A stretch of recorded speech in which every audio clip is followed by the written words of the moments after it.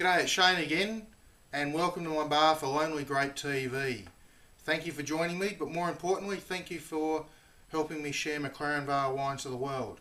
Today, as usual, two wines to try. Awfully excited about both wines. I haven't tried them before, and they're both from the Haselgrove stable.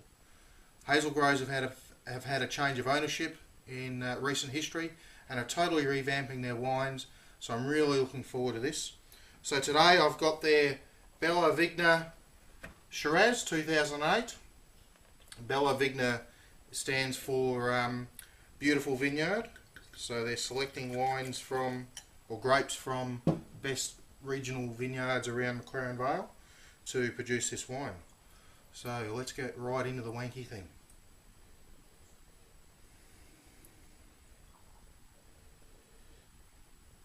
Very aromatic, very aromatic. Starting off with mulberries, blueberries,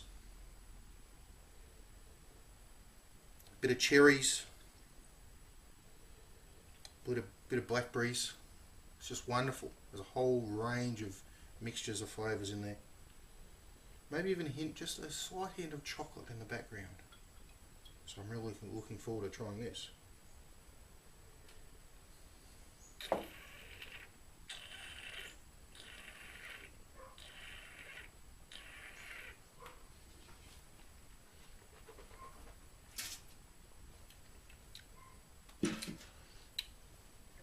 Now 2008 was a particularly difficult vintage,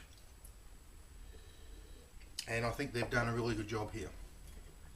Those mixtures of fruits all come through, so the blackberries, the mulberries, a little bit of cherries.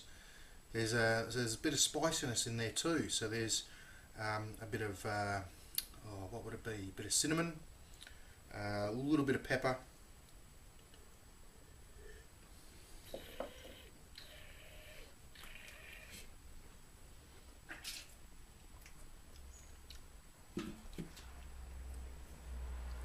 And there's real savoury flavours coming through from the oak. Very enjoyable wine. Very enjoyable wine. So what do they say on the back here? Nuttery cedar. So I certainly get that. That's that savoury flavours I was talking about.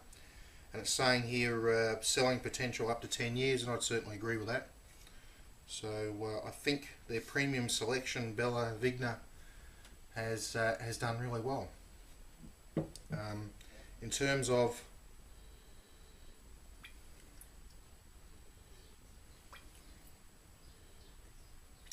food mixes, any of your normal red meats, but I'm thinking here coq au vin. Recipe quite often used for coq au vin has 2 glasses of red wine. I can imagine 2 glasses of this going in and the rest going into me. Yeah, very nice. Very nice. Highly enjoyable. Even some game. There's enough savoury flavours going through there. It's quite. I'm still tasting those flavours now, so it is quite long. The oak is certainly not overpowering, but of course, as I mentioned before, the cedary characters coming through. Very enjoyable. Now the second wine I'm particularly interested in to try, because it's a sparkling Shiraz. So it's the Il Patroni, hope I got that right, the Boss 2007 McLaren Vale Sparkling Shiraz. I'm a big fan of sparkling Shiraz. I'm going to try it in the big O series glass, so I make sure I get as much of the aromas coming through as I can. Look at that bead coming through. Lovely. So looking forward to this.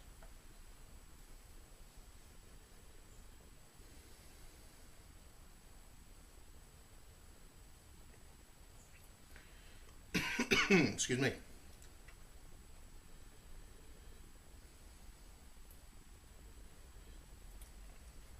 So plummy characters coming through.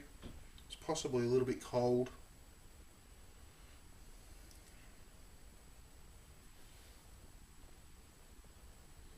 It's had French and American oak in this wine. A little bit of plum pudding, Christmas cake coming through as well.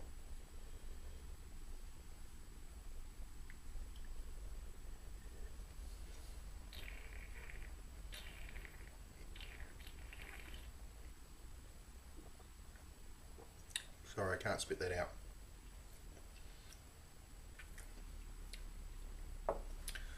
That is a really intense fruit pudding, plum pudding, Christmas pudding.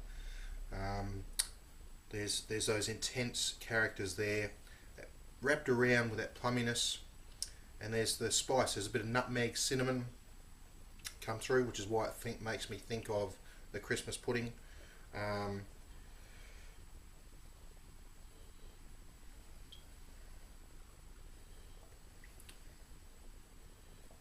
That is really, really good. That is really good. So, like the Bella Vigna being beautiful vineyard, El Patrone is the boss, and here they select the best individual barrels to put into this range. And again, I think they've done a pretty good job here. Now those wines, there's no cellar door for Haselgrove at the moment. I'm not sure what their plans are moving towards a cellar door. And those wines are available through different restaurants and in bottle stores. From what the information I've seen, the Bella Vigna is around the $25 to $30 mark, and the Il Patrone Sparkling Shiraz is the $30 to $35 mark. Another point of interest for the Sparkling Shiraz, it has a Zork capture. So I hadn't actually tried a wine with that before. So that was also very interesting for me. Look, I definitely enjoy both of those wines, and they're a cut above their standard range, and I think there's also an improvement from the wines that I saw under the previous regime. Though I must admit I haven't tried some Haselgroves wines for quite a while, but definitely enjoyed those. So that's all we have time for Lonely Grape TV today. Enjoyed these wines. Would be really happy to hear some feedback if any of you have tried the Haselgrove wines, and let me know what you think as well. So please be safe, and I'll see you next week. Thank you.